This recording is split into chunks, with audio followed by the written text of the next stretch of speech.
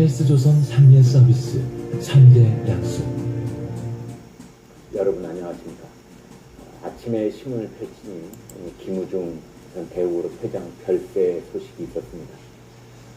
외람되게도 밤새 깨어있는 신문에서 일하고 있다는 느낌도 있었습니다. 밤새 유명을 달리하는 큰 인물이 있을 때 신문 기자들은 다른 차원에서 아예 긴장하게 됩니다. 경쟁 신문에 뒤지면 안 된다는 직업의식 같은 것이죠.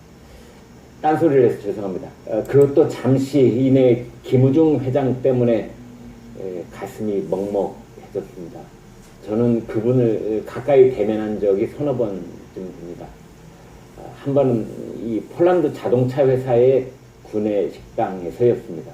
대우 자동차가 폴란드 자동차 회사랑 합병을 해서 대우가 유럽 자동차 업계에 본격 진출을 알리는 신호탄을 쏘고 있을 무렵이었습니다. 김우중 회장은 당시 유럽에서 완전 스타였습니다. 폴란드 자동차 회사의 사원 식당이었는데요. 이 학교 강당이 두세 배에는 될 만큼 넓었습니다.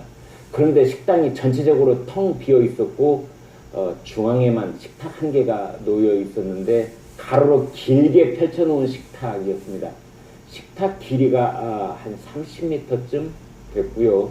식탁 폭은 한 70cm가 되지 않아서 밥을 먹다가 보면 앞사람과 이마가 맞닿을 지경이었습니다. 전체적으로 대략 한 50명 정도가 앉아서 같이 밥을 먹은 기억이 나는데요. 저는 우연찮게도 김우중 회장과 맞은편에 앉게 됐습니다. 김우중 회장은 대우의 미래에 대해 매우 열정적으로 말씀을 하는 분이었어요. 그런데 대부분 그분이 말씀을 하시고 저는 듣는 입장이었는데요. 그분이 저보다 밥을 빨리 드셨습니다. 참 신기했습니다. 양푼처럼 커다란 그릇에 밥하고 반찬을 섞어 놓고 먹는 식사였는데 갑자기 김우중 회장이 벌떡 일어서더니 주방으로 달려갔습니다. 자기 밥그릇을 들고 갔는데 회장님이 손수 밥그릇을 들고 주방으로 뛰어가니까 길게 뻗은 식탁의 양쪽 끝부분에 앉아있던 대우그룹 임원들이 엉거주춤 일어서는 듯 하더니 그냥 앉았습니다. 아마 그분들은 늘 보던 풍경이려니 하는 것 같았습니다. 주방에 간 김우중 회장은 주방 아주머니에게 자기 밥그릇에 밥을 더 퍼달라고 했고 식탁에 앉은 일행들을 위해서 밥을 더 담은 커다란 함지박을 함께 들고 왔습니다. 이런 것은 이러한 축에도 못 들 것입니다. 아무튼 제가 본 김우중 회장은 참 소탈했습니다. 소탈하다는 차원을 넘어서서 별난 사람처럼 보였습니다. 그 무렵 그러니까 1990년대 유럽에서 보는 대우 그룹은 파이낸싱의 귀재였습니다. 돈을 끌어오는 솜씨가 대단했습니다. 지금도 이 소시에테 제네랄이라는 프랑스 굴지의 은행 간부가 했던 말이 기억이 납니다. 대우는 정말 신기한 기업이다. 인수, 합병 등등에서 대우가 발휘하는 파이낸싱 실력에 다들 혀를 내둘렀습니다. 동시에 매우 위험한 기업이라는 말도 했습니다. 그러다 IMF 위기와 김대중 정권을 지나면서 대우그룹은 해체가 됐습니다.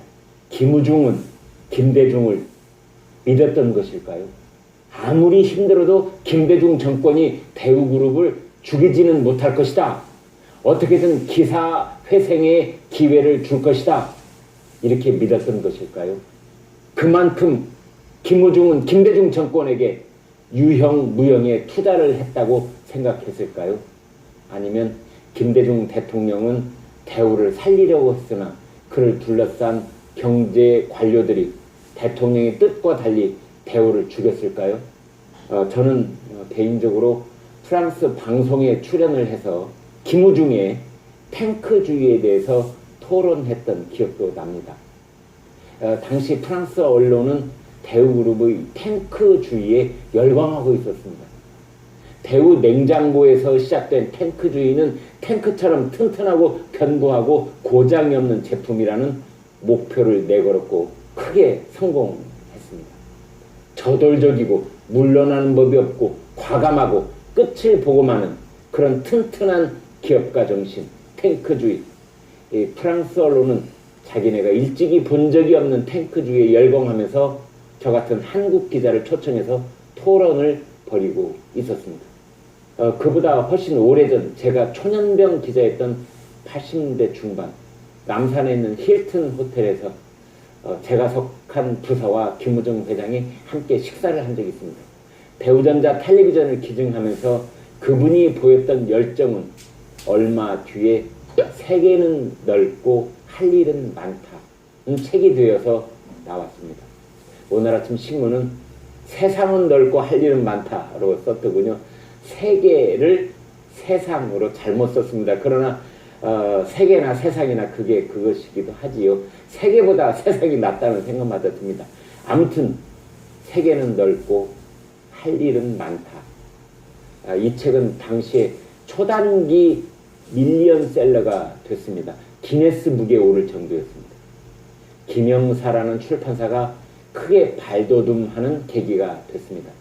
출판사 사람들도 김우중에게 열광했습니다. 만 30살인 1967년에 대우를 설립했던 사람. 창업 후에 수출만으로 회사를 초고속 성장시켜서 대우 신화라는 신조어를 나오게 한 사람. 셀러리맨들의 우상. 그러나 문화부 기자 출신인 제가 봤을 때 그는 1978년 대우재단을 만들고 대우학술 총서, 대우고전 총서를 펴내게 한 문화계에 지대한 공헌을 한 인물입니다. 그 책이 지금 700여 권에 이르고 있습니다. 오늘 아침 김우중 회장과 이런저런 인연을 갖고 있는 제 당의 논설위원들과 대화를 나눴습니다. 결론은 풍운하였다. 그리고 인생 무상. 이 두 단어. 김우중 회장 그분의 명복을 빌겠습니다.